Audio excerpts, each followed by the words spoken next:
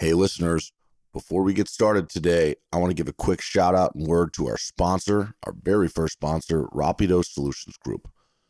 Danny Frisco and Roberto Icaza, two longtime friends of mine, guys I've known for 10 plus years, the CEO and COO respectively and co-founders of Rapido Solutions Group. These guys know what they're doing. I'm excited to be partnered with them to give you a little glimpse into their business. Rapido connects logistics and supply chain organizations in North America with the best nearshore talent to scale efficiently, operate on par with U.S.-based teams, and deliver superior customer service. These guys work with businesses from all sides of the industry, 3PLs, carriers, logistics, software companies, whatever it may be. They'll build out a team and support whatever roles you need, whether it's customer, carrier sales support, back office, or tech services. These guys know logistics. They know people. It's what sets them apart in this industry. They're driven by an inside knowledge of how to recruit, hire, and train within the industry and a passion to build better solutions for success. In the current market conditions where everyone is trying to be more efficient, do more with less, nearshoring is the latest and greatest tactic that companies are deploying to do so, and Rapido is a tremendous solution for you. So check them out at gorapido.com. And thank you again for being a sponsor to our show, a great partner. We look forward to working with you. And to our listeners, that's it. Let's get the show on the road.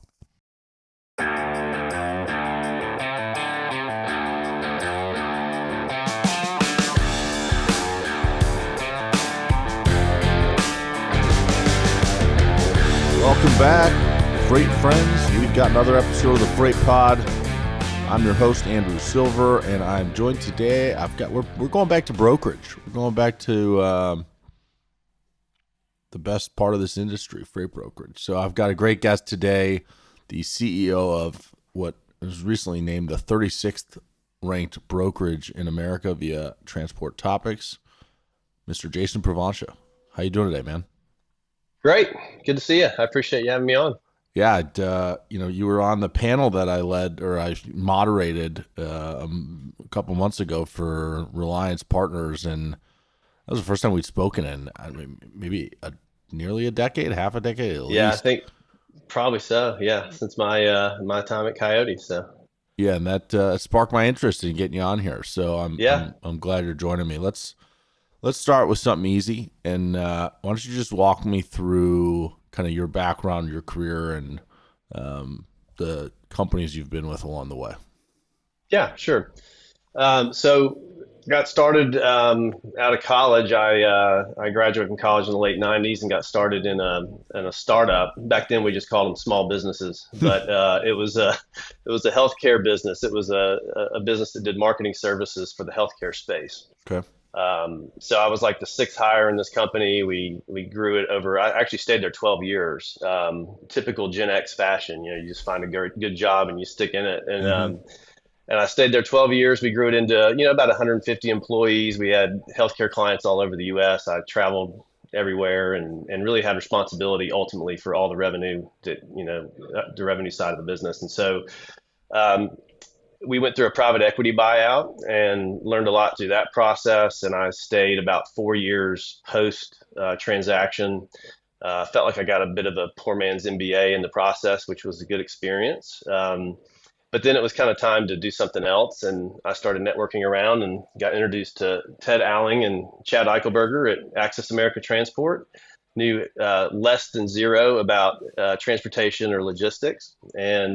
But I was ready to do something else. They were looking for some sales leadership and some sales talent. And I basically just told them I had, some good skills around that, but I didn't understand the space. And so if they were open to letting me learn on the job, that I felt like it could be a great fit for everybody, and they saw it the same way. So that's how I got started in logistics, and that was in 2012. Access was already sort of growing at an astronomical rate, and so it was a fun thing to jump into, and quickly fell in love with the industry, which actually I didn't have high hopes that I would. I was really joining the company for culture, and I loved what I was seeing on the growth side. And within 6 months, I really fell in love with the space. And so I really never looked back. I stayed through the Coyote transition when we sold Access America to Coyote, and I spent a year there. And then ultimately left, and the founders of Access had started a venture capital incubator, and I left to join them for a period of time. and we were doing some startup work, and I spent a little less than a year doing that before then ultimately transitioning to Steam, which was sort of born out of that same ecosystem of companies. And I've been at Steam since 2015 and still here. Yep. So your first role, you started as a sales rep essentially at the True North Yeah, company. yes. Actually, I started as a kind of a client services person. Okay. I wasn't really responsible for selling, and I had done some selling in college, and didn't think I was really, going to continue to head down that path. And the sales that I was doing in college was like door to door selling print ads and like a free newspaper that you would get in bars. You pick them up off the rack, and I mean, I was literally going door to door in the 90-degree heat in a full suit, trying to sell $100 print ads. That was sort of my first foray into sales, and I was okay at it. But I didn't really understand what professional sales might look like long term. And so I thought, well, I'm going to do something else. And so when I started at True North, it was client services. But within a year, I started to see what true B2B sales looked like at a higher level. Got really interested in it, and then from there on out, it was all sales. How did you, going back to that first door to door sales role, how did you convince people to buy ads? I mean, gosh, I probably pleaded with them, or maybe they had pity on me. I don't know, but Please, it was just one I'm of the, sweating bullets out here. Just give me $100 yeah, and I'll put your picture in this magazine. yep. So I was a communications major with pretty much a focus in journalism in college, and so I got an internship with this newspaper, and the whole, it was kind of right up my alley in terms of what I was studying, and I wrote some articles for it. I created a couple logos for a couple of clients for their ads, and so I did a little bit of like graphic design work. And the publisher of that newspaper liked me, and started taking me with him to go meet clients, and then that sort of spun out into, hey, you can sell, you go sell, and I'll be the publisher. And so these were cheap $100 little print ads. It wasn't going to be a tough negotiation. You either wanted it or you didn't. So I don't know that I was all that skillful in making it happen, but it was a good first step. It was funny because I was finishing school and I only had like a couple of classes, and I would in one of them. This is how unambitious I was in college. I needed hours, so I went and took racquetball, and so like maybe on a Tuesday, I would get up, I would go hit the pavement selling print ads all day in the heat, and I would come back, change out of my suit, go play racquetball for like an hour, come back, shower, change back in my suit, and go back out. So it was kind of a funny time in my life. I don't know if I'd call that unambitious. I just think you were focused because you were certainly ambitious enough to be hitting the pavement in the 90-degree Yeah, heat and making those sales. I just think you were maybe focused on something other than the schoolwork, which I was the same way. I mean, I spent my college focused on work and not so much yeah. the school stuff. And I don't want to say I regret I it, but I don't know. Yeah, I probably, if I would have gone, if I could go back, I would have taken a little bit of a different approach to school. But I looked at school as sort of a box I had to check to go work. I always worked through college, in restaurants and bars and all kinds of things, and I liked working more so than the academic piece. And so I just I knew I needed that degree, or at least I thought I did, and I wanted to finish it. But really, I was always focused on having something to do that was more of a profession. And I think you said by the end of your time, you spent 12 years at the publishing business, Yeah. and by the end of that, you were leading the entire revenue organization. hmm Yep. What? I had Go ahead. I was just say I had this great boss. I mean, he hired me when, I mean, actually all of us in those early days were in our mid 20s, and he actually had breakfast with him this morning. He's still a good friend and has been a mentor, but um, he was just really great about giving a bunch of 20 something year olds a ton of responsibility and then expecting them to do something with it. And so um, we all kind of grew up in that business. And so as the business grew, we all scaled with it. And I still have relationships with a bunch of those people, and they've gone on to do a lot of great things. And so it was a great place to really kind of learn how to be a good business person, learn how to be a good salesperson, and really have more responsibility than you should have at a young age. And so it was a very, very valuable time. It's interesting that comment you made about he was great about giving a bunch of 20 something year olds a bunch of responsibility and letting them kind of run with it. I mean, if you think about the businesses you've worked at between AAT, Coyote, Hmm. and I'm sure Steam is similar, and I can say the same for Molo. That's kind of part of the recipe that a lot of us have deployed in some respect, wouldn't you say? Yeah, 100%. I mean, what Yeah, it, and it's really about finding those 20-year-olds that want that and have the capacity for that, and do have some level of ambition, and then kind of letting them run. Yeah, I think I'm trying to think without being ageist about like what's different about those in their early mid 20s versus older 30s 40s and whatnot. And I gotta think that ambition is the thing that stands out the most. Not to say that older people aren't ambitious, but I think the height of most people's ambition is in their 20s, right? I mean, it's Yeah, you're bright eyed, bushy tailed, coming out of school and like envisioning this huge future for yourself, and maybe even you're not yet weighed down by um, unmet expectations or bad experiences in the professional world. I don't know. I just sure. That's something interesting to me as you said that. Yeah, there's a healthy dose of naivete at that age, and you also usually don't have a lot of things that are you're responsible for. May not have, probably don't have kids, maybe not even be married, and so you can be pretty singularly focused on career building, which is great. Yeah. So, well, let's talk about your move into Access America. So, you mentioned Ted Alling, and for our Yep. listeners, if you're a new listener, go back to our second episode ever. Ted was an exceptional guest, simply because he's a pretty exceptional guy. Um, talk about what kind of brought you into that business and meeting him and meeting that group, and what you mentioned falling in love with the industry pretty quickly. What was it about the industry? What was it about that team that really kind of hooked you? Well, the culture was the big driver for me. Going to the office and seeing the floor and seeing how they interacted with each other, it kind of reminded me of my early days in my previous business. And like I said, I had a great experience there. I will say that when we went through our private equity buyout, the years after that, it became a little bit different. And it wasn't so much that it was only because we went through a private equity buyout. I mean, those things happen in a positive way all the time. In this case, we had sold to this private equity firm who then merged us with another portfolio company.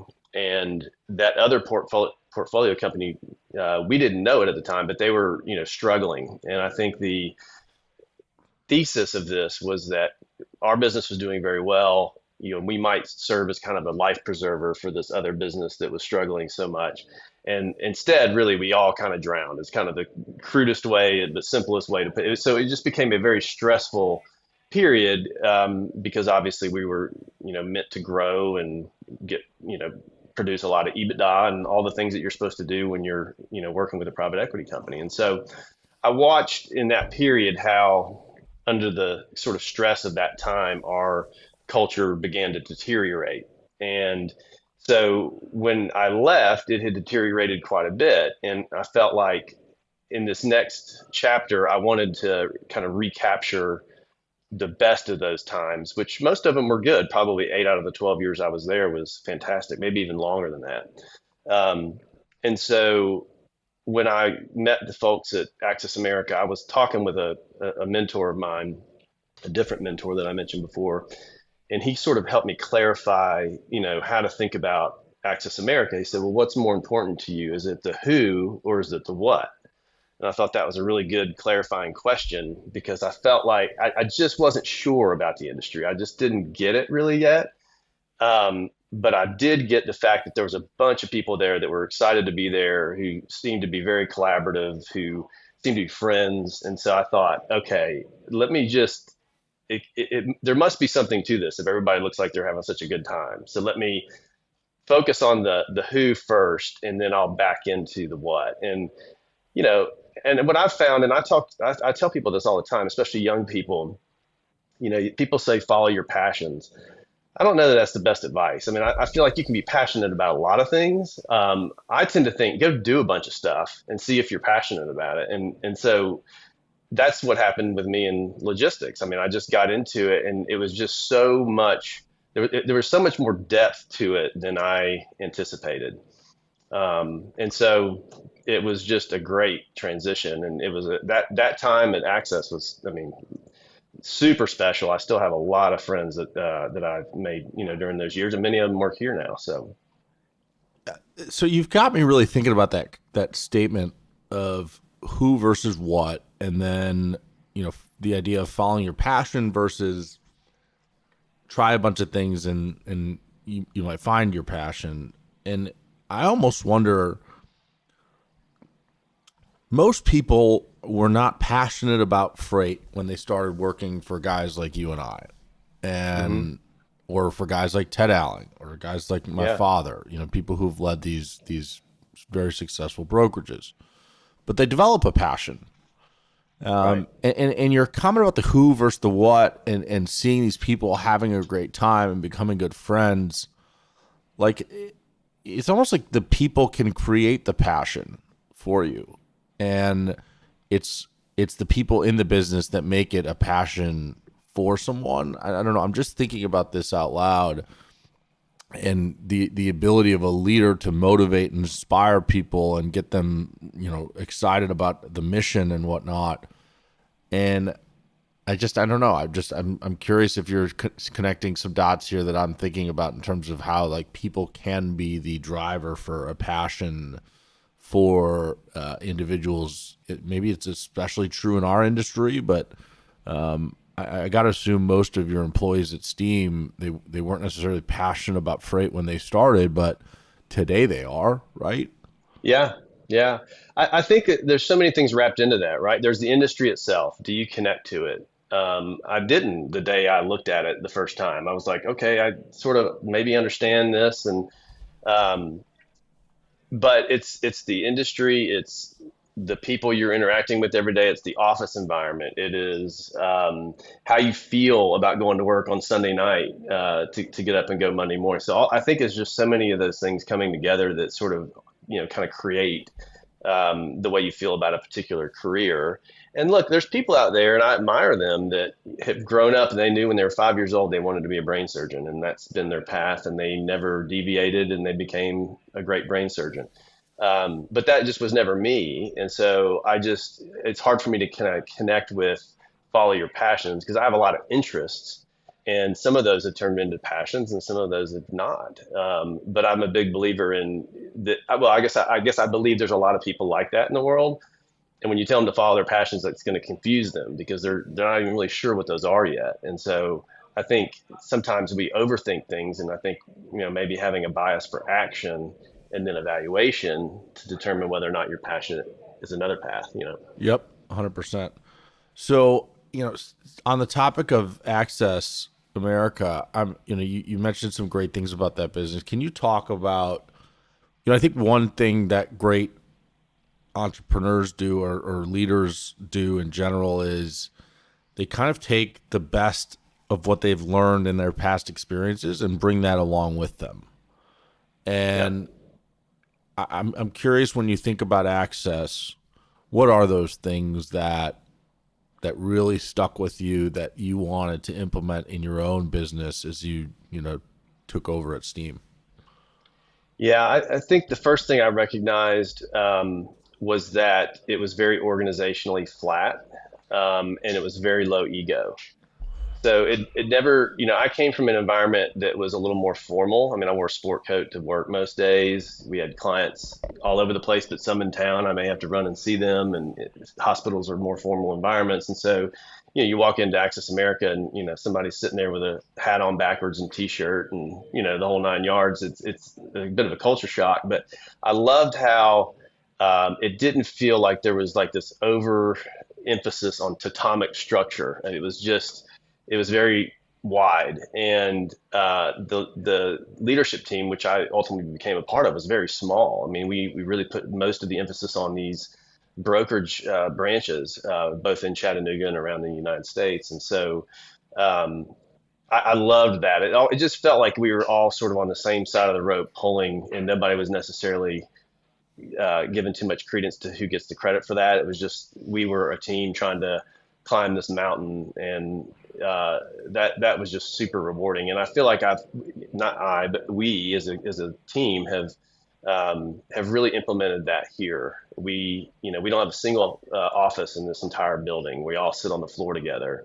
Um, Nobody is kind of tucked back away and inaccessible. I mean, everybody knows that anybody can walk up to anybody in this business and get a response and have a conversation. And so and that's that just makes for a much richer environment to come to every day, knowing that everybody's here kind of working towards the same goals. And so I do think we've taken that from Access America. And as we've gotten older, I think there's been some subtle changes to how we do things, and as it should be. I mean, when I left Access in 2014, that's 10 years ago, right? And so Yeah. we've modernized some things as well, but it was an incredibly fulfilling time for sure. Yeah.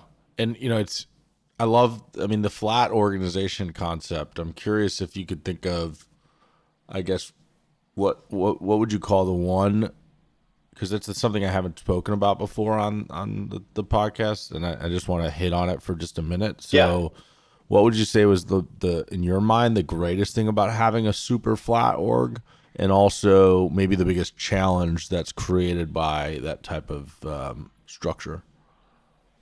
Well, it was a perceived challenge at first because I remember walking in there and, within a month, I'm looking around and going, who is in charge of this place? Like it just seemed like organized chaos, but really in the best way. And going back to what we were talking about with, putting a lot of responsibility on 20-something-year-olds, it was a good lesson in, hey, if you expect the best out of people, they're usually going to rise to the occasion and prove you right, which, definitely was the case 90% of the time. Um, and so, and then, the thing I liked about it, so I came in as essentially a corporate salesperson. I had come from all this responsibility in my previous life, all these direct reports and all this stuff. And it was kind of refreshing that I just came in as an individual producer. And especially learning a new industry, I feel like it took a little pressure off. And so, I reported to Chad Eichelberger, who was the president and is now the president at Reliance Partners and a good Yep, friend. he's awesome. And yeah, I know you I know him gotta say, well. And Ronald's awesome too. Ronald gets upset if I just mention Chad on here. So sorry, you Ronald can keep was going. very helpful to me. He pulled me aside early and gave me the lay of the land. It was great. But so and so getting back to that flat structure, none of the brokers reported to me, and so I kind of viewed myself as a service provider to the brokerage floor, meaning I could get into doors sometimes that they couldn't. I had been in sales a lot longer than most of them. And so while I was still learning the industry, I knew some things about how to engage customers and how to open up accounts. And it was just really fun that all I was doing was going out doing work that directly had a positive impact on the brokers. And so in my early steps were, how do I help these guys get some wins, these guys and gals get some wins? And there was just a lot of collaboration in that, and so I loved the fact that I was out there trying to help other people build their book of business, and by virtue of that, it was growing the company, which was part of my mandate. And so I really, and we've implemented that here too. We have kind of a similar structure here in some ways, a little different, but similar. What would you say was most surprising to you going from a corporate sales role to brokerage, to freight brokerage, and in terms of the actual sales process itself? So obviously having a lot more experience helps, but when you were first calling on freight shippers, what kind of surprised you about that process, or what did you find interesting about it? Yeah, in my previous world, our sales cycles were very long, sometimes a year, 2 years even. And it was one of these kind of zero sum game type sales processes where you had one shot at it and you were competing with three or four other companies, and you either won all of it or you got nothing. And then you wouldn't even have a chance to rebid or requote it for 2 or 3 years sometimes. And so it was a very stressful and detail oriented sales process that took a long period of time. And we would write these, 30, 40 page proposals for these things. So it was just a very different world. And so immediately what I loved about brokerage was that it wasn't necessarily a zero sum game, and you weren't, doing years of work for one opportunity.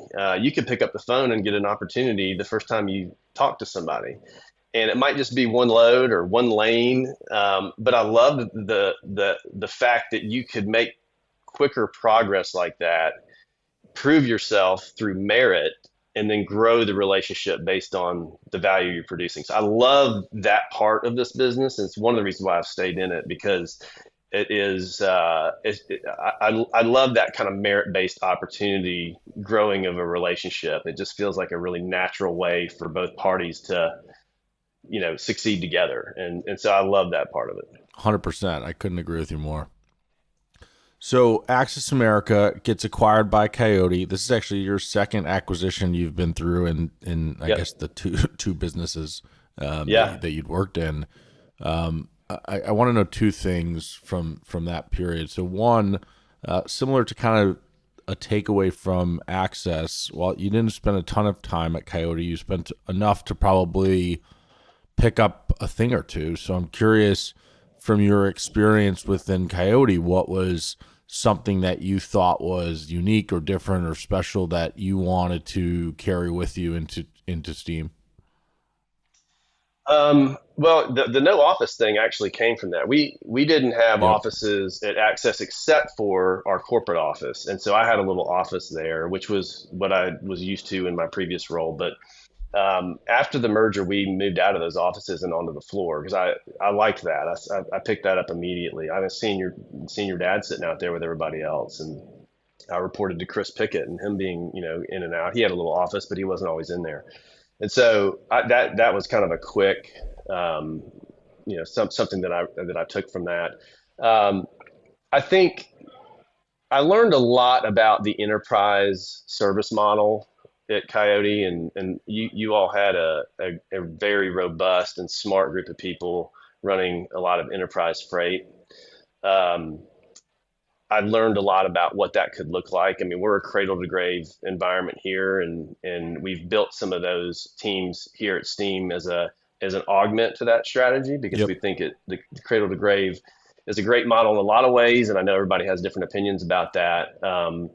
But it, when we started comparing notes on how many loads a day we were doing with certain shippers versus how many loads a day you were doing at Coyote with certain shippers, it was clear that there was going to be some limitations in volume production strictly with the cradle to grave model. And so I learned a lot from that, and how to be flexible and try to capture the best of both worlds.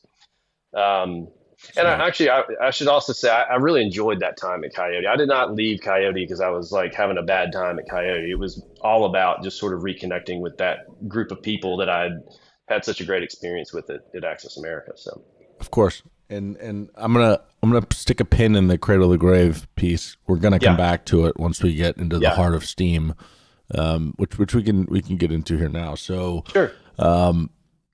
you leave Coyote. Was the plan all along at that point after you left to join Steam, or was that something that came along after you took a little time off? It wasn't the initial plan. The plan was that I again wanted to kind of get back with that group of people.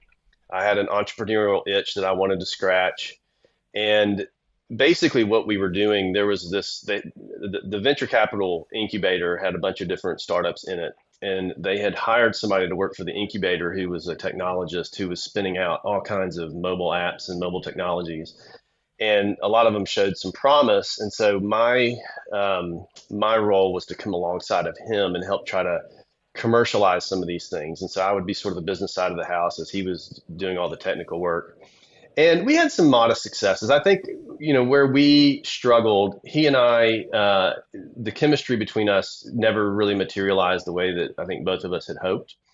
And then I think we also made some basic mistakes around chasing shiny objects in the form of technology, and it was like sometimes we were a solution looking for a problem, Yep. and that's hard to we got everybody in the world wanted to do free pilots with the various things that we were doing, but nobody wanted to pay for it, and I get it. I mean, I just don't think we were driving enough value. And so when we kind of were seeing that this thing, both on the kind of personal side and the ability to commercialize these products, was not going to work, we stepped back and said, okay, do we want to keep doing this? Is there a need within this portfolio of businesses that Ted and Barry and Alan, the founders of Access, had all started? And Steam was just sort of a logical place. But that was not the intent. I mean, I really thought we were going to be doing all kinds of startup work for a long time. And now, having said that, man, it was nice to get back into freight, to be honest, because I'm out here, trying to take all these products that I barely understand to market, and it was nice to like slide back into something that felt a little familiar, even though I was going from domestic to international, which might as well be another industry, because it was such a massive difference from what I had, become accustomed to in the domestic side. Yeah. So, all right. Well, you joined Steam in December of 2015 as the chief sales officer, correct? Yep. Yep. And what was the plan, to be the CEO, or that happened? Well, How did that happen? it wasn't the plan until one day, Steve Cox, who was the CEO, said, "Hey, I think you should be the CEO." So, Really? yeah, that's how it happened. It was funny. I mean, so Steve had left Access before the merger with Coyote, knowing that it was coming down the path. He just decided, I want to go straight to Steam. Those guys are starting to get that business off the ground. I'm going to see if I can help them. And so he never, made the transition through to Coyote. And so when I came over, he had become the CEO of Steam because they needed a lot of help. And so when I came over, I was just going to focus on sales. I was just going to go build a sales team and hit the road and try to help grow the business. And I don't know how long, it was a few months in, he was like, look, I need to focus on the inside of this place, and I need and you should focus on the outside, meaning I'm going to help drive the operation and the brokerage floor and figure out how we can go grow this business. And you're better in front of customers, and you're more of a public facing, figure than I am. And so it was more just like a division of labor. I mean, we consider each other partners anyways, along with a few other folks, including our CFO, Adam. And so the title itself, it was just more like, okay, where do we fit on the bus the best? And so I kind of was surprised and said, okay, I'll do it. And back then we had 20 employees, so it wasn't like we were this large enterprise. Yeah, but I mean, it speaks to kind of that in terms of lessons to take from a business. One of the things you mentioned about Access was this kind of egoless business, and the fact that people didn't have the ego. And I think if we're going to look at Steve, and anytime a CEO is willing to say, I think whoever is better suited to be the CEO of this business, I have a ton of respect for that, because they clearly are seeing the bigger picture and putting the business before themselves. And so maybe if I were to ask Steve that question, it was the lack of ego that he maybe witnessed at Access America that he carried with him, because that's it's obviously a big thing. I mean, even if it's just to move to the president role, I just think that says a lot about someone. Oh, completely. I mean, it was again, a total surprise to me. But knowing him, it shouldn't have been, because that's the way he is. I mean, he wants to be effective, and he doesn't really care how we get there. And he's been a close friend for a long time. And so I mean, but I do think we were more naturally suited for the roles that we ended up landing in. But he could have done it too. He's an excellent professional and executive. So I think it's always interesting. You mentioned he's your partner. I think about Molo in my business, and Matt Vogrich, who was my partner, and everybody runs their business differently. And I think the CEO role means something different to every business and to every individual that has that role. I'm curious, for you, what does the role look like, and what does the partnership look like in terms of what you've got versus what he's got in terms of responsibility, focus, teams, and such? Yeah, it's evolved. I mean, in the early days, I was really just a glorified salesperson with an inflated title, and because I spent all my time on the road and in front of customers. But as we've grown and added more people, I feel like a lot of ways I just keep giving pieces of my job away, which is it's a little uncomfortable sometimes because you're trying to figure out, okay, that piece of my job's gone. Now, what do I fill it up with, right? And um, we have an 8-person executive team, and then we have a whole bunch of folks that are very good at what they do. Maybe another layer below that, although we do try to kind of keep that flat organization the best we can. Mm-hmm. And so, I really just spend a lot of time with that group of people, both collectively and individually. Um, I am constantly collaborating across these different groups, trying to figure out who needs what and how do we get there together. I am not at all a sort of top-down type personality, walking around telling people what to do.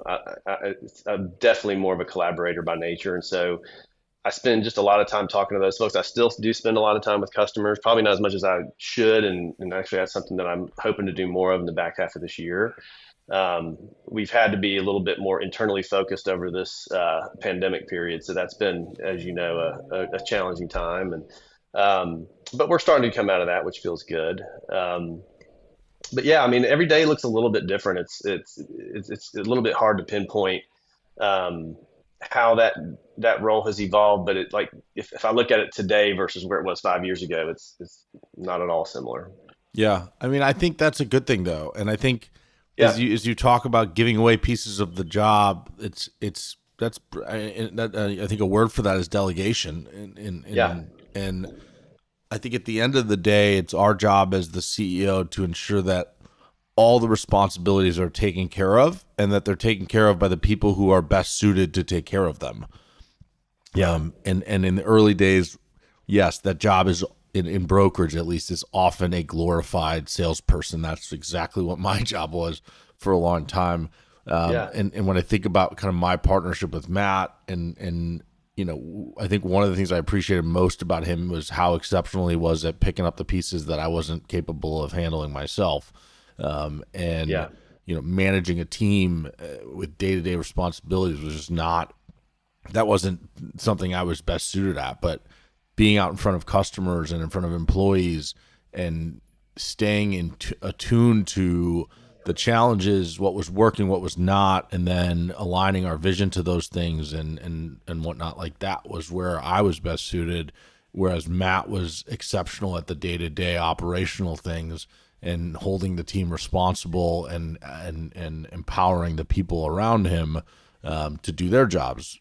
And I just think that as I think about things for our listeners to think about within their business, as you said, the role is always evolving. As the business grows, so do the yeah, needs, so do the challenges.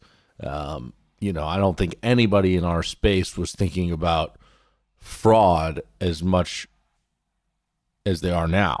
And that's now something sure, that you've probably got way more focus on, whether it's you yourself or somebody on your team. for sure. It's just the way that the business evolves, the way that the industry evolves. So I appreciate you sharing that. Now, Yeah, I want to give you a chance here to just kind of give me an overview of Steam Logistics. And let's just, because we're going to yeah, spend the rest of the episode on Steam. And, I think it'd be best to start with that kind of, I wouldn't even call it the elevator pitch, but just kind of give me the background of Steam, when it was started, yeah. what it was started as, how it's evolved. Walk us through that. Yeah, so we started it in 2012 before the initial steps to sell access to Coyote. So the idea was that we would stand up this freight forwarding business. It's a freight forwarding MBOCC and customs house broker. So the theory was, hey, we got all this domestic freight. Let's start a forwarding business on as a true sister company to Access America. We'll refer business back and forth to each other, and both businesses will grow. None of us knew anything about what it took to put a company like that together, and so we all participated in doing various interviews with people that we were recruiting to come in, and we recruited a handful of people that had done this in other places to come over, and really that first year was a lot of setup. We had to go through a lot of regulatory requirements, and really the business really wasn't ready for any kind of commercial work until probably like towards the end of 13.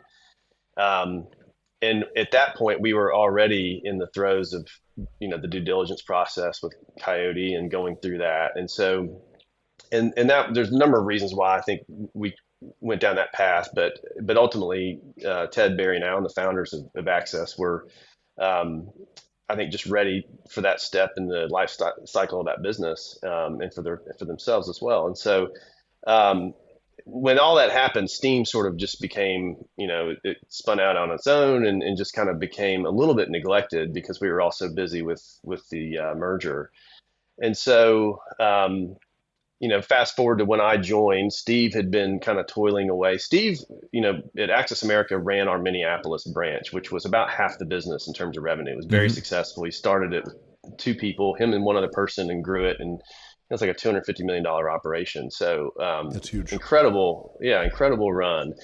And his intent was to support Steam from Minnesota. Well, in the time that I went to Coyote, he moved down to Chattanooga because there was just a big need and he couldn't do it remotely. And so when I got there, he was just in all manner of different, projects trying to get this business to perform. And again, we were having to learn this as we went, even though we did have a few people that could help us. But so when I got there, we just kind of put our heads together and just, I'm sure we made every mistake in the book trying to grow that business. And it was just a lot of trial and error. And we were bootstrapped. So we didn't have any outside funding that was going to, carry us forward. We had to just kind of figure it out.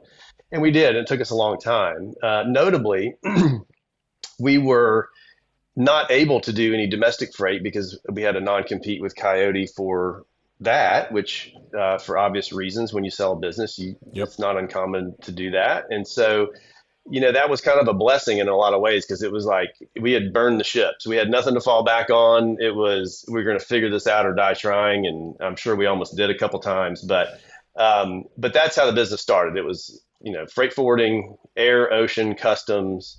And we just kept at it until we figured it out and kind of found a strategy that worked. So, okay, how long was the domestic freight non-compete?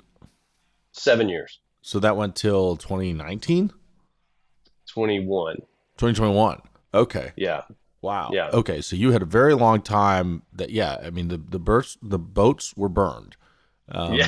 Yeah. So this is the first time I'm pretty sure that we've ever talked about any of this on this podcast. So we're going to have to get a little elementary. And to be honest, this is something that I'm super unfamiliar with. I've never dabbled in freight forwarding and customs and NVOCC. Like, let's, talk to me like I'm 6 and kind of explain to me how this is different than freight brokerage.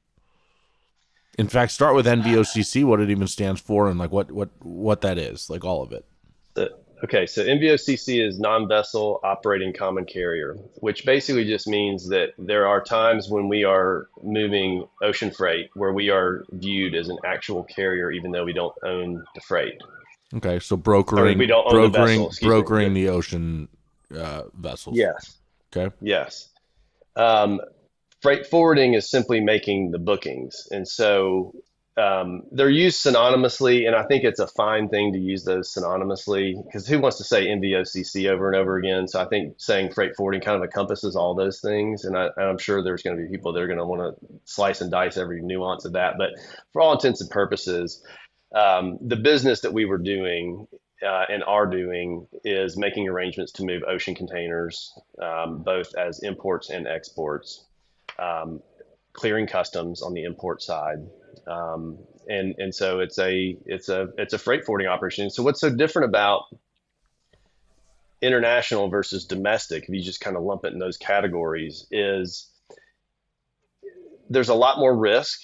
There's a lot of ways that you can lose money that if you're not operationally sound, and I mean lose money in much bigger chunks than you would if a truck falls off and you got to repower it for an extra $2,000 or whatever. This is like oh wow, we just left 10 containers in the port and they've been there a week and now we have all this demurrage. And there's just a lot to it if you don't have good sound procedures. And so um, I think some of the things that we really hung our hat on at Access that were so familiar to us, we uncovered the fact that in a lot of ways those things that made us successful at Access hurt us on the international side. So for example, at Access, we're always looking to just add new customers. Any customer is a good customer. Just get Hmm. them going because Yep. it's one pick, one drop from Chicago to Atlanta. I mean, okay, if it didn't work out, great, you can move on. But like that's not a lot of commitment. But as you get into the international side, and our CFO Adam Shearer,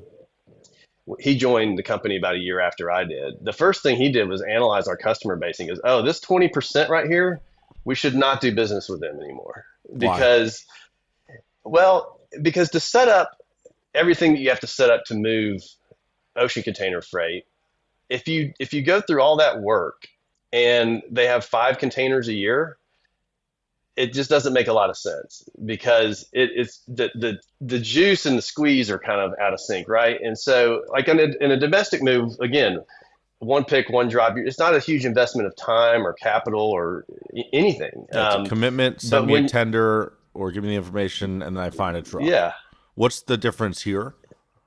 Like, what does that front end you're lift look like? um, there's just first of all, there's multiple vendors. So we have an agent overseas that we're working with to set this up. We're competing with other freight forwarders to get the business. We have to set up third parties to get the drayage moved. I mean, there's just so many little steps involved, and the margins are not super robust. And so you do all this work and you execute those things, and you get 5 containers out of the relationship over the course of a year. And then you look at the numbers afterwards and you go, wow, we had X many people supporting that freight move because you've got salespeople involved, you've got operations people involved. Because this is not a traditional, it's not cradle grave brokerage. I mean, you've got customs involved. So you have like all these different groups of people committing time, energy, and resources over a small amount of volume. And Yeah. so that just sort of ran counter to us, which was always, hey, every customer, we can support every customer at some level and be a great resource for them. And we had to be a little bit more discerning about that on the international side. And where are you making money? Are you making money on the custom stuff? Are you making money on um, the container movement? I mean, help me Yeah. understand all the pieces or places you can make money throughout this. Yeah, it's pretty much every leg. It's the ocean freight itself. It's the customs clearance. It's the drayage. I mean, but you know, in component parts. So yeah, that's where it comes from. And where is it competitive? I mean, is customs clearance a competitive space? Is that something that like it's hard to get something cleared, or it's just paperwork you have to go through? I mean, normally if we're doing an ocean move, we get the customs. There's times where we are doing an ocean move for a customer and they already have a customs broker they've had for, 20 years and we just organize that through them. But these clearances, I mean, a customer will pay us 75 to $125 for a customs clearance. So these are not huge numbers. Yep. And what do the margins look like relative to kind of domestic freight margins? Are they They're similar? pretty similar. All in, when you add it all together, they're pretty similar. Got it. And how competitive is it? What does the differentiation look like? I understand what we were selling or what you would be selling in domestic freight. What's kind of different in how one might sell this business? Well, we were very focused on the fact that we kind of leaned into the fact that we were smaller.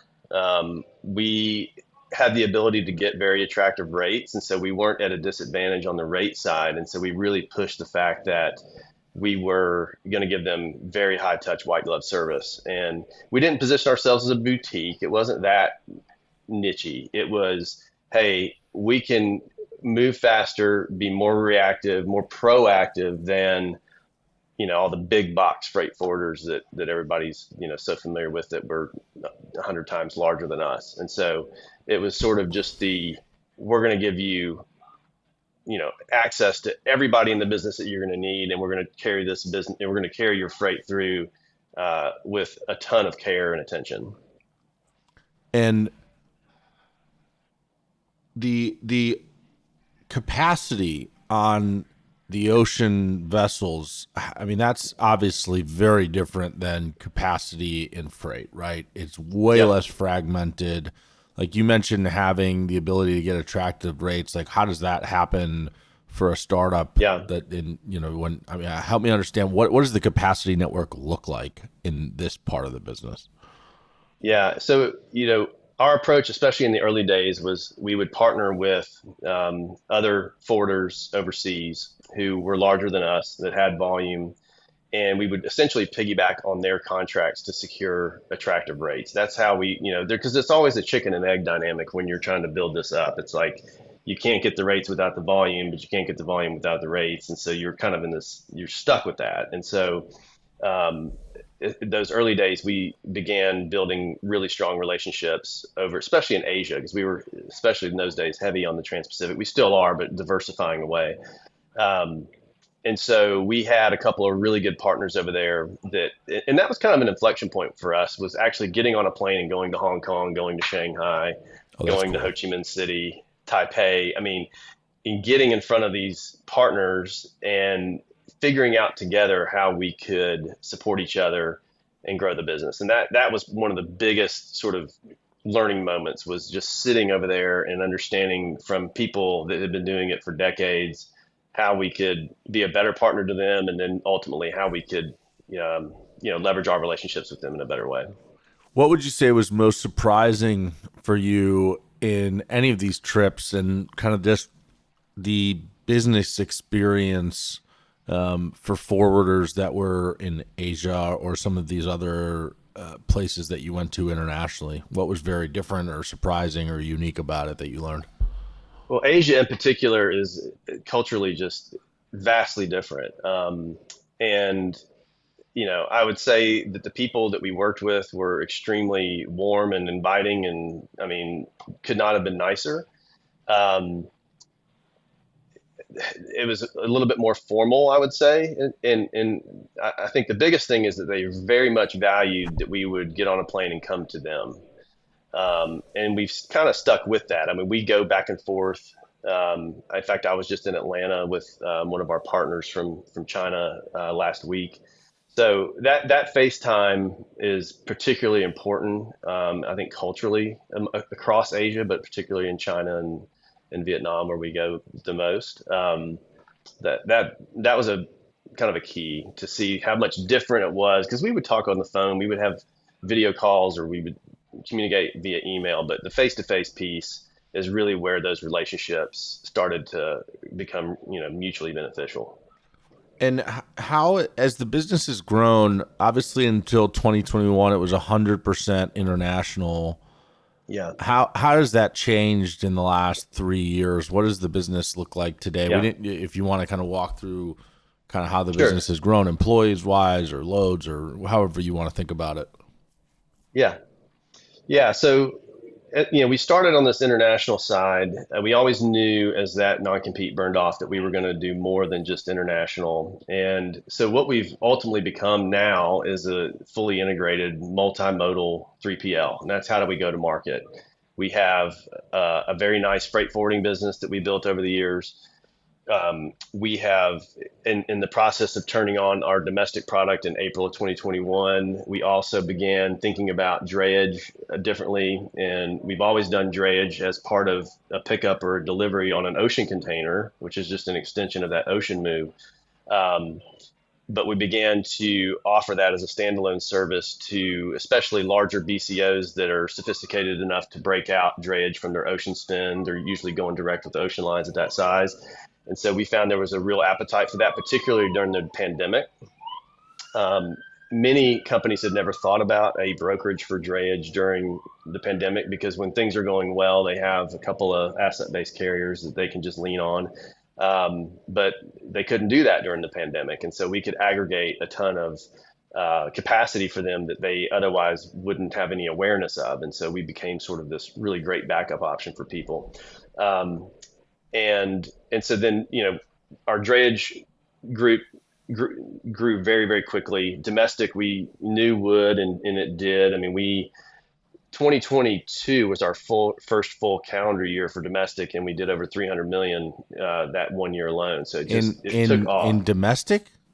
in domestic alone. Holy cow. How much of that came from existing customers that you just weren't hauling domestic for versus just A pretty good chunk of it. I don't know the exact percentage, but we hit the ground running with that. We had months and months of planning that we could do leading up to it because we knew when we could launch, and we actually had a clock in our office that was a countdown.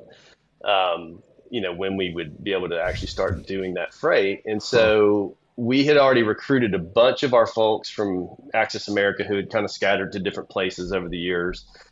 We had a team in place of maybe 20 people. They were all very experienced, very excited about the opportunity. We held a customer draft of all of our international customers that we knew had high volume domestic freight, and we held a draft where everybody got to pick customers that they would go after. So we made it really fun. We started making calls at midnight on April 1st, Oh which was God, was you're getting me it was fired up. great. You might be Yeah, putting an idea in my head right now. yeah, it was really fun. So we made a big deal out of it, and but because we had so many months to kind of think about how we were going to approach it, we really did hit the ground running. Um, and so that domestic and drayage grew, both those groups grew dramatically. I think we are now, it's a little bit hard to know this for sure, but just based on what I've seen, I think we're now the second largest drayage brokerage in the country behind TQL. Really? So Huh? that thing just took off like wildfire. And look, I'm not, it's not lost on me that we started these groups at probably the best time in the history of freight. 2021, the industry was absolutely going gangbusters. So we got some help. I'm not saying we did everything just right, but those things took off. And then last year we added intermodal to the mix. And so that's sort of how we think about this business: is domestic, drayage, international, intermodal, with a few other little value add things that we also do. But those are kind of the four legs of the stool, even though intermodal is only a year old. But we have high hopes for that long term too. And how many people are in the business today? About 515. 515. Okay. Very Yeah, cool. we have, we're based in Chattanooga. We have 9 other offices, soon to be 10. We're going to open an office in Monterrey, Mexico later this year. So we're getting involved in that whole cross-border activity. We just opened Laredo, and then Monterrey will follow that. So we'll have 10 plus the headquarters here in Chattanooga. Okay. And let's now go back to the cradle to grave thing. So Yeah. talk about why that was the right fit for this business relative to a split model. Like, most of the companies I've had on the show were split model, Yeah. but a couple are cradle to grave, and I just would love to hear your kind of thoughts on the strategy there, and then the evolution of it, given the entrance to the enterprise business, and kind of how you've augmented things. Yeah. The simple answer is those of us who were responsible for spearheading the domestic side of the business had all come from cradle to grave because everybody was from Access America. So that's what we knew, and we didn't want to try to be something we weren't, because we didn't really have the expertise to build a split model. To be honest with you, we could have certainly gone out and recruited that, but I think the reason we didn't do that is what we like about Cradle to Grave. It is definitely a growth model because all the incentives align towards developing new business, bringing business on, the pod system and all the things that come with that. Um, we also like the built-in accountability that comes with Cradle to Grave because fundamentally the person who makes the promise to the customer is the same person who has to keep it. And we like that. It keeps us from having to sort of police accountability, so to speak, because it's ingrained in the model itself. And Mm-hmm. so we've always liked that aspect of it. I think the biggest rub is that as you get up into a customer that wants to give you 500 loads a day, it doesn't necessarily hold up that well. And that's where you have to be able to build out separate teams. And so we've done that as a way to address high volume freight. And we've actually done that on the drayage side initially. But we know that long term, that's got to be a huge part of the strategy where we pull large shippers out of that sort of traditional cradle to grave model and put more resources around them. Can you explain how the pod model works? Like how, when someone's allowed to add people, like how does, and how, are they allowed to just, is any person with a team allowed to manage them however they want? Like how does that all work? Yeah, so you start as an individual contributor, and as you build your book of business, and we've moved the metric a little bit over the years, but as you build your business and you have X amount of GP in your book of business, and it's consistent, then you get to hire someone as long as you sort of meet the requirements of what a manager should be able to, what a manager is at Steam. Um, and then you get to hire somebody, and the model is basically you give that person a little bit of your book to kind of get them started. They're required to build their own book, and then when both of you have a certain level of GP, you hire another person, and it goes on from there. And a typical pod is 4 or 5 people, and as that group expands out, you create a pod under that, and it just sort of keeps expanding out from there. And so it's just we like it because it just really it drives entrepreneurial behavior, and that's what we're really after. Is we want people to build a little business inside of our business that they create, and we have uncapped commissions, and so as they can continue to build that out, those commissions continue to grow, and so the incentives around commission pay align to what we want them to do, which is take great care of customers, grow the relationship, and continue to expand their little small business, so to speak. Yep. So I think that's, in speaking to the highlights or the benefits of Cradle to Grave, I think as you mentioned, the accountability is a huge one. Just Yeah. so easy to align the individual to the accountability of that account, or that customer, I should say. The other thing is the math makes sense a lot easier. Hmm. And what I mean by that is you can create a structure where you just know that group, what you're capable of paying them so that they're happy and making money and the business is happy and making money. You don't have as many people who are necessarily non-revenue generating that you have to figure out, okay, how does their comp fit into the compensation of the rest of the business? And, when I think about how we grew our business, that became a challenge. We had a very big operations group, and don't get me wrong, these people were exceptional and did a great job of helping us grow the business. But for a while, they weren't quoting freight and they weren't pursuing new customers.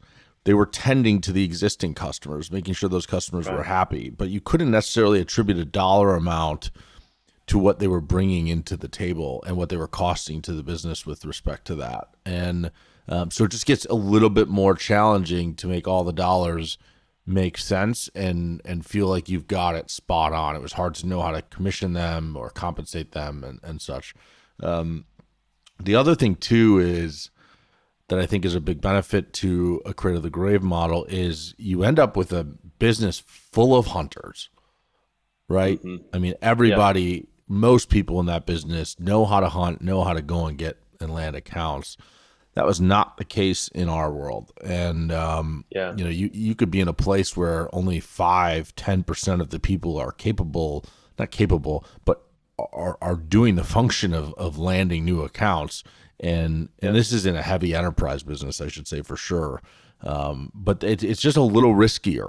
You're putting a lot more eggs in a smaller basket, on from my perspective on the non Cradle to Grave model. So I like Yeah. talking about these specifics, just because our listeners are thinking about this stuff. You've got young Yeah. folks starting their businesses, trying to think about, should I do this or do that. Yeah.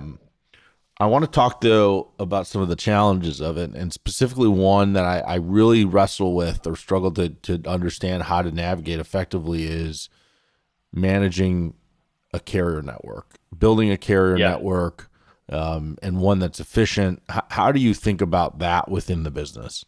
Yeah. Well, that's another one of the areas that typically gets, some level of ridicule around cradle to grave because, you have these environments where you have all these carriers and they're getting calls from all these people across the business. And I'm not saying we don't have that right now, but we are actively working to, have a better solution for that. So it kind of goes back to the Access America days, and what do you keep from that, and what do you adapt from it as a way to improve it? And the carrier side, again, we're only 3 years in, a little over 3 years into our domestic business, and so. Um, but we've already, have somebody, in our office now who is focused on carrier procurement and carrier relationships from a corporate perspective. So Yep. while we do have frontline people covering freight with carriers all over the place, we have just recently put into place a kind of an executive role at the corporate level to start looking at this from a bird's eye view to figure out how do we better align to this carrier network as opposed to just having sort of this kind of free for all mentality. And so we're kind of at the early stages of that again, 3 years in, but we recognize the limitations of the model relative to the carrier community, and we're working through that right now. Yeah, I think it's hard. It's a hard thing to answer Yeah, because you do get there are so many benefits to the cradle to the grave, and this is just one of the challenges that you got to figure out the right way to augment to. And I think, my perspective is just thinking about when you aggregate all the freight you have, which it's not any individual's job to do within the cradle to the grave model. You got to have someone from the corporate doing this and thinking about, okay, we have 10 reps who have density on Chicago to Atlanta. And someone corporate or someone outside of the cradle to grave model needs to look at that and then figure out what are all these lanes that we have that density when you aggregate the 400 or 500 customers we're hauling for, and then focus that kind of corporate carrier group on procuring capacity for those. And you can kind of whittle away at the network to build the right carrier group to support that. It's kind of just my 2 cents thinking yep, about this, frankly, for the first time. But yeah. does that make No, sense? that's exactly how we're thinking about it, and we've done a couple of other things, because we have all these different modes. The way that we operate is we have inside sellers who are focused on their mode, so domestic drayage, international intermodal. But we've also put some teams in at the corporate level, both in our client success team and our business development team, who are focused on all modes. Because one of the things that we are concerned about is, as a customer, I mean, our goal is for a customer to use us for every mode that they, could potentially have a need for. And so what we don't want the customer to feel is silos in our business. So we don't want them to feel like, well, I'm doing domestic freight, I'm going to go over here and do some international, and it feels like they're doing business with a wholly different company. What's the point?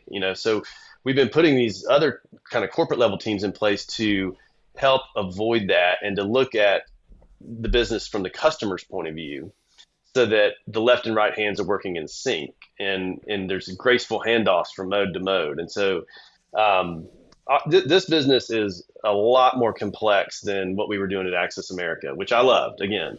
But to your point, it was all revenue producing people on the floor, largely doing a very similar role as the person sitting next to them. But because of the path we've chosen, we've created a tremendous amount of complexity, and there's just certain things we've had to kind of put into place to try to reduce the level of complexity, if you will. Yeah, but the complexity is good, especially for you in your Yeah, role. I mean, this is what makes it fun. These are the hard challenges yeah, that are really difficult to figure out.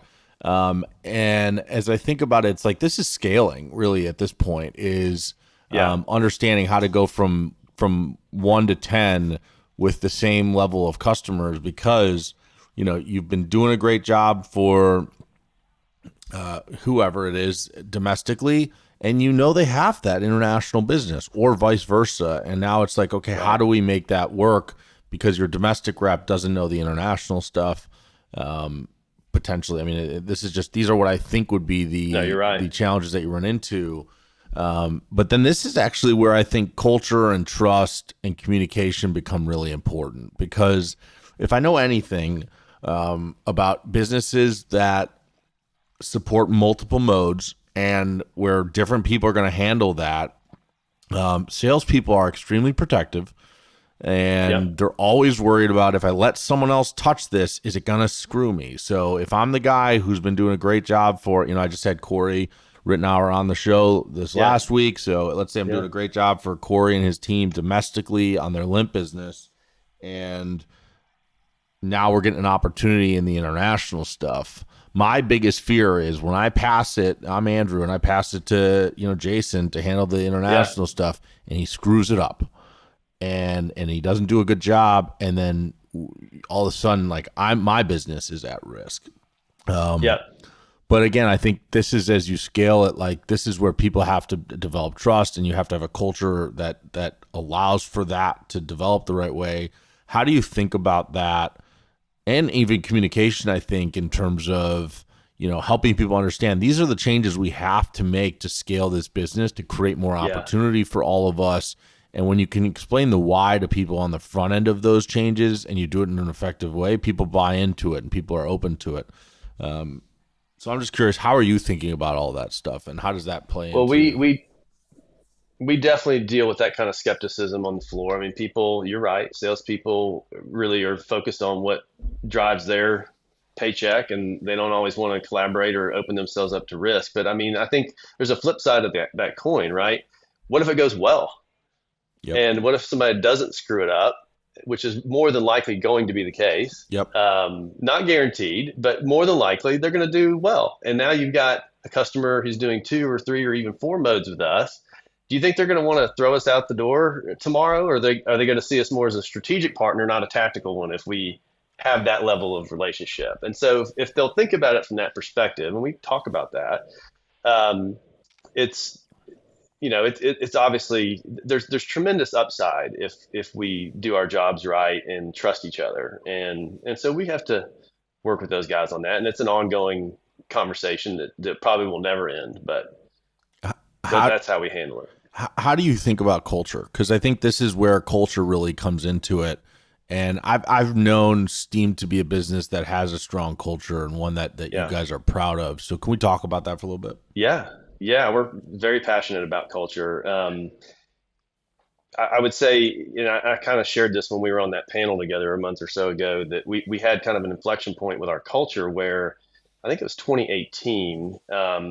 It was starting to feel like maybe not like it was an unintended culture, let's say. It was kind of going down a path. I mean, I think sometimes brokerages get these, people will sometimes look at them and it's like freight bros or sort of a frat house environment. And I don't want to say we were in that environment, but it felt like we were tiptoeing towards it a little bit. Mm-hmm. And it wasn't really what we wanted. It was just kind of happening. And so we kind of stepped back as a leadership team and um, really just had some hard conversations around, okay, we're starting to grow this business. What do we want it to look like? And is this it, or is it something else? And at the same time, a couple of us had read this really great book called What You Do Is Who You Are, which is a book by Ben Horowitz from Andreessen Horowitz, the Okay. venture capital firm. It's an unbelievable book about culture. And basically what he was saying is, it's not what you paint on your walls or not what you put on your website. It's what you do. The norms of your business is your culture, are your culture. So we, probably the biggest thing I got from that book was he said, culture is either by default or by design. In other words, everybody has a culture. You either have one that you meant to have, or you have one that just happened. And if it just happened, it's probably not great. And so we spent about 6 months actually, which seems like overkill, but we really wrestled with this and wanted to understand what were the cultural norms for our business, what do we expect from the people that join our business, and what should they expect from us. And so it culminated, and we came up with 6 maxims that we kind of live by, and it covers a whole host of different things. But those 6 maxims sort of act as sort of a filter of how we hire, who comes to Steam, what we expect them to do, and why.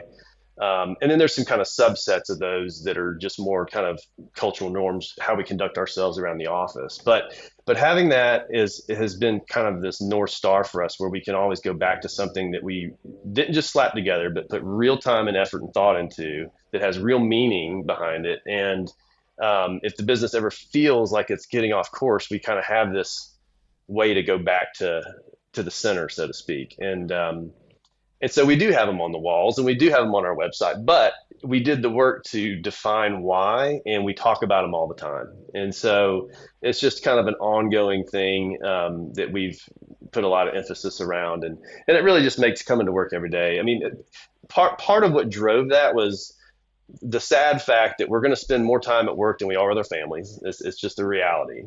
So why don't we create an environment that we really want to be in and that we get real benefit from? And so that was what really drove the entire thing. Um, and thankfully we did it when we did, because that was right before we started to scale dramatically, and it was before the downturn that was a huge challenge, but I felt like our culture held up very well in spite of. And so we just kind of treat it as this ongoing living breathing thing that needs attention. I mean, I just love that. When I think about what you said from the book and then how you took it and were so intentional about it, it's what you do. Um, it makes me think about how I've always thought about culture. And the example I've always used for culture is when I take, let's say I have 10 employees sitting in a row doing their jobs. Culture is when I put the 11th employee right in the middle of those 10. What are the habits that they pick up as a result of the people all around them? Like who do they become as a result? Because whenever they come into the business with their intentions, they will either be ostracized for being very different if they're doing things completely wrong and against the quote unquote culture that's been built, or they'll help develop it in a good way. But it is what you do. It's what your team is doing on a day-to-day basis. And I think the intentionality piece is so important. Putting it on the walls is one thing. And everybody puts something on their walls. But Right. those are either hollow words or they're words that really mean something to people. And they mean something because they represent the actions that people take every day. And if leadership is doing a good job, they are communicating it on a regular basis. And even furthermore, they're tying the successes of the business to those actions. And the stories Yeah. they tell always come back to, look at this win we had. Look at this award we got from this customer, whether it's a revenue award or a literal award for service. And Right. the reason we got it, and you look at that wall and you look at those words and that culture that you've built, that's what drove it. Or on the flip side, it's acknowledging the mistakes and the failures that we have, and everybody has them. I mean, there are times where we screw up, but it's easy to then attribute those mistakes and failures to a lack of follow through on the culture and a lack of follow through on the things that you committed to and said you were going to do. So, Yeah.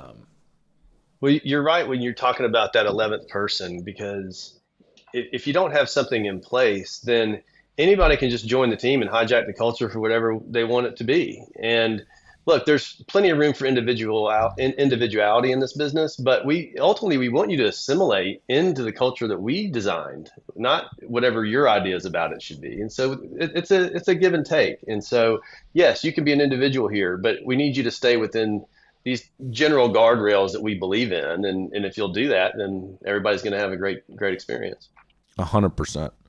So, I think that if anything tested this business or any business in freight brokerage, and especially now, actually, I want thinking about your company with the international, it was the pandemic and created an unprecedented level of growth. But then the 2 years that followed have created immense challenges. There's not a company in the industry that hasn't endured some level of struggle. And it doesn't mean companies can't still be profitable or, it's all about relative to where you came from. But Sure. can you talk about what the COVID journey, the pandemic journey has been like for your business? And I definitely want you to hit on some of the ocean side, because the rate at which we saw ocean rates increase during the pandemic was, but like, if in the definition of the word unprecedented, I think.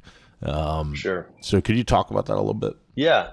Well, I mean, the short answer is, just to kind of give you a sense of how fast we grew and kind of what we were dealing with during this time. So we were a $33 million revenue business in 2019, and we were a just shy of $600 million business as of last year. And so Whew. it was very fast growth. But part of that was, again, we went from single mode to multimodal and all the things, and the pandemic itself. But to your point on the international side, I mean, ocean rates got to $25,000 a can to go from Shanghai to LA. I mean, in the months preceding that, it was $1,200. And when it was that And expensive, were you even as a smaller player in the market, were you even able to secure capacity at that point? It just was a matter of paying the We price? we we could. I mean, the sales process during that period was actually kind of flipped on its head. It wasn't go to the customer and then go try to get the freight. We would go get the space and present it to the customer.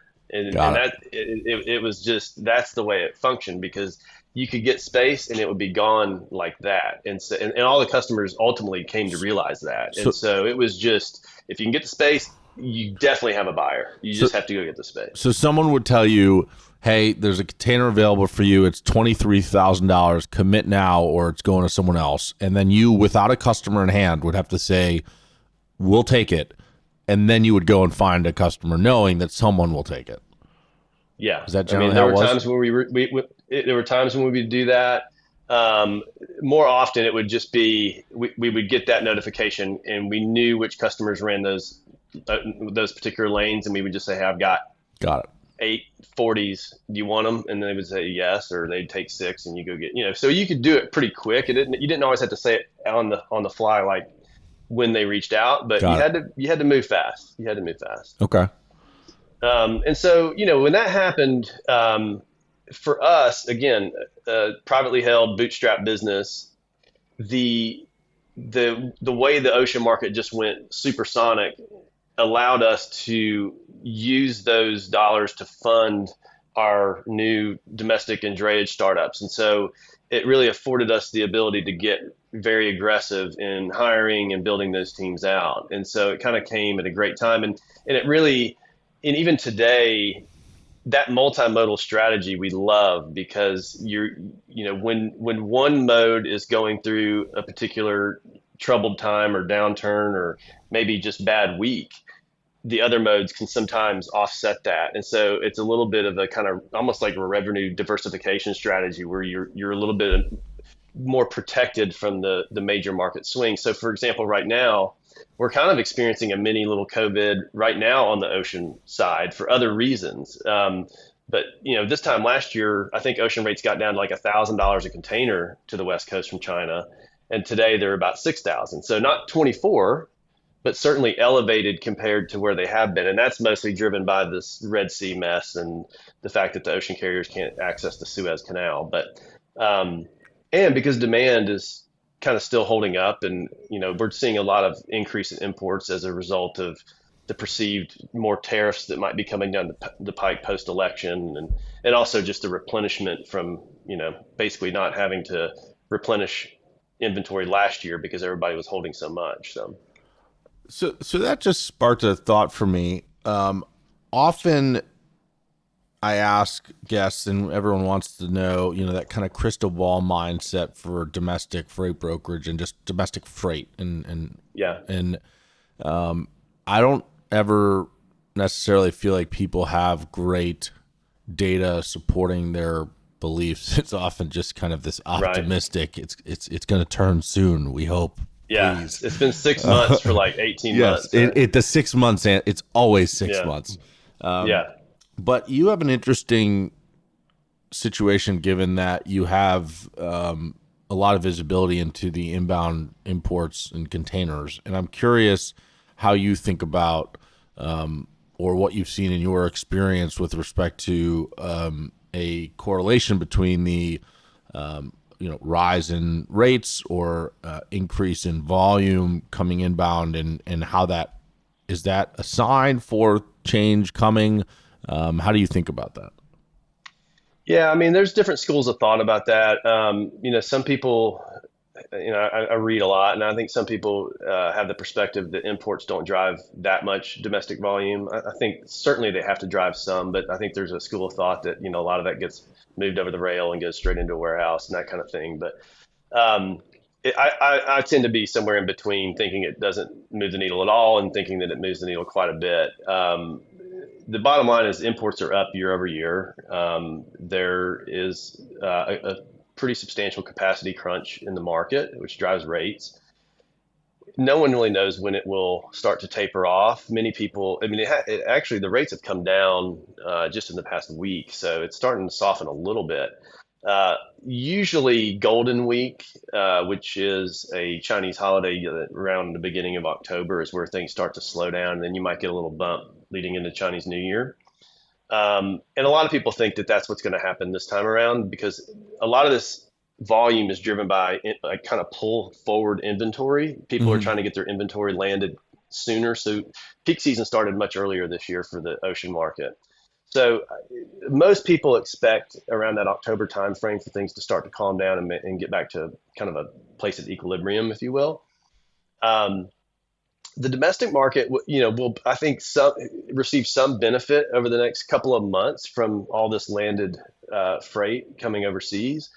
But I think the bigger question is how do we get the capacity situation into a better place? It feels like it's pretty balanced all of a sudden after being way too high on the capacity side for the past couple of years. It feels like it's coming back to balance, but certainly not ready to flip, I don't think. And so it's really just trying to figure out when does this thing start to kind of turn back the other way. And it may need to, I mean, maybe it's a hurricane. I mean, there's always like some event, it feels like, that really drives everything into a state of disruption. And obviously I'm not wishing for hurricanes, but Of course.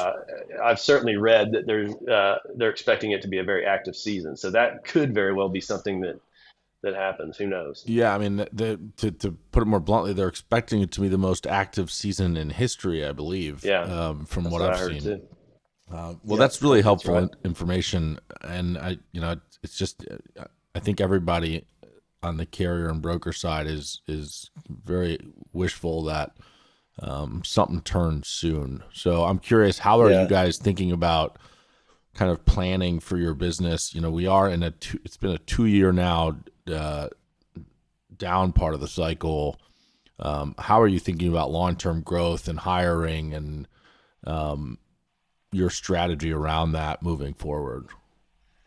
Well, the old phrase "never waste a downturn." Our approach to that has been to get very heavy into building technology, and so we have been, because of how fast we grew, we didn't hire a CTO until the beginning of 2022, which felt at the time, the year before we started having those conversations, and by the time we hired Aziz, our CTO, it felt like we were a year behind because everything was going so quickly. But Mm-hmm. in any event, in just a couple of years, he's made a huge impact, both from a kind of standard IT infrastructure scenario where he looked around and saw a lot of areas where we needed to shore things up. So that was kind of step one.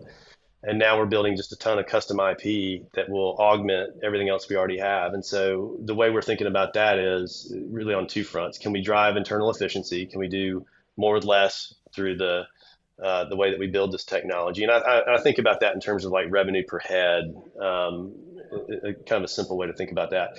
And then on the other side, can we deliver something of value to customers through technology? And so right now we are, and by the time we get to, let's say, Q1 of next year, most of this will at least be done in its first iteration. And then, you're never fully done with anything on the technology side, but Of course. it'll be operational. So, and that, what that looks like is it's custom UIs that we're building so that all of our team can operate in the way that we really want to instead of the way we've been sort of having to. When you have all these different modes, how do we build those in ways where there's collaboration across these modes? Um, Building load boards that we can expose to the carrier community, which goes back to your carrier question earlier. That's another way we're going to kind of streamline things is through technology. Yep. Um, so a ton of that kind of internal stuff, and then we're rebuilding our customer portal, which really began as an international product, and that we're now expanding that across every mode. So customers can log in and see everything that's happening with their freight across any mode that we're doing for them. Um, and then the other side of the coin of that is there's a bunch of BI tools in there where they can kind of see what's happening over time. So it's sort of equal parts, where's my stuff, and what's been happening over time in my relationship with Steam and the various modes of transportation we're using. And how do you think about the concept of build versus buy here? Because I mean, some of it's like big things like a TMS, but some of it's also Yeah, smaller things. Like you mentioned a load board and building one. There are also, I think, a number of vendors out there that could get you a white labeled load board that would be yours. yeah, And, especially, I just feel like there's going to be almost, especially as AI comes into the fold and, these bots that can answer the phone as carriers call in. I'm just curious what your perspective is on the build versus buy notion and how you're thinking about that within the business.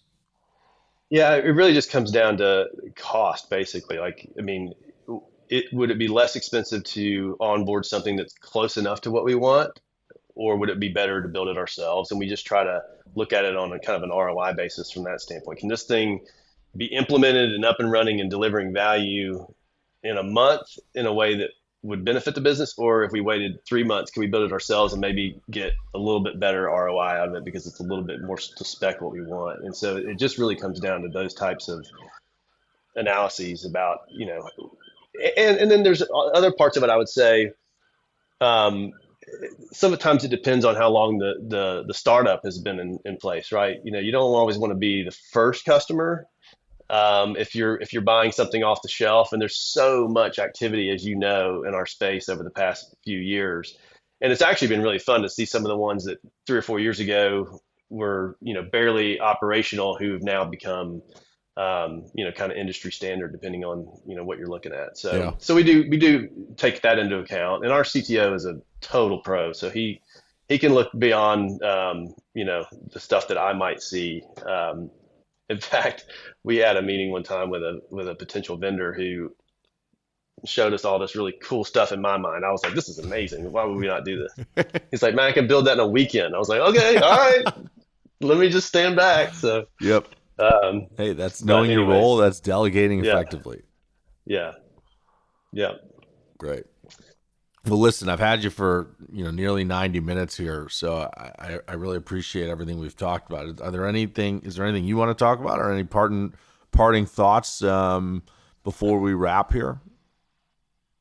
Well, I've mentioned this to you before. I love this podcast. I think you do a great job with it. I think it's great for the industry. And, we talked in Nashville about the fact that there's a lot of different ways to be successful in this industry. And I always say it's a massive industry, but it's a small community. And, when I was younger, I used to always think about my competitors as like the enemy. You're young and brash and everything.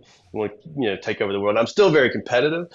But I would say over the past 5 or 6 years, I've made an effort to meet people across the industry, and I've built some great relationships, even amongst what would be competitors. But if you think about everybody's strategies being so divergent, you're competitors in some ways, but again, everybody's kind of got their own path, and they can go make a super successful business doing it very differently than somebody to their left or the right. And anyways, I love these stories because you really get a good window into that when you get to hear from all these great leaders across the industry. So I'm really glad that you're doing it, and I think most people are. Thank you, man. And you said it so well. And I was maybe the epitome of just the competitor who hated all his competitors as certainly a young CEO at Molo. And this podcast has actually helped with changing that a little bit. And, a big reason I started this was frankly to try to stay relevant as I set out my non-compete, but I'm just really appreciative of the relationships I've been able to develop with folks, by having these conversations, whether it's someone who I knew a little bit, 10 years ago and have spoken to Yeah, once since. And now I've gotten your whole story and learned a lot about this business, a really interesting business that's just so different than anything I've been a part of, or people I'd never met. And I'm learning about their business for the first time. It's just been really fun. So I'm glad that this is what I've been doing, and I'm appreciative of all the guests who've been willing to come on and share, and you specifically today. I'm really grateful. So well, I I'm think, happy to do it, and I appreciate the invite. And also, I like you made a great decision to make it long form. These things have to kind of play out over, a long conversation. You can't do this in 20-minute sound bites, and so I think that's why one of the reasons why I think it's been so well received. I appreciate, yeah, and that's one of those things where it's like, are you going for the cheap wins and more listens necessarily, or are you going for like real value and depth, and you just can't Right? get there in a half hour. I No. thought about trying to shorten it up at one point because I was like, I'm not getting as many listeners as I want, and I'm like, but what do I really care about? Like, does it matter if it's 10,000 Right. or 100,000? Like, or does it matter that like I'm getting meaningful value and relationships and helping people? I love the messages I get from people who I've never met, and maybe never will, but they're just like, hey, I listened Yeah. to this and it completely changed how I think about this. And that person is really awesome. And then what I really love is the guests who weeks later will tell me how they met someone and they're like, this person like knew all about me from this episode, and they were Yeah. really appreciative and grateful, and it helped me get this new customer or this new relationship, whatever it was. So it's been fun, and I'm going to stick with it. So Yeah. Well, good. Good. I'm glad to hear it. cool. Well, thanks again. This has been great. I really enjoyed catching up with you. Appreciate it, man. All right, listeners, All right. that's it for this week, and we'll see you next week.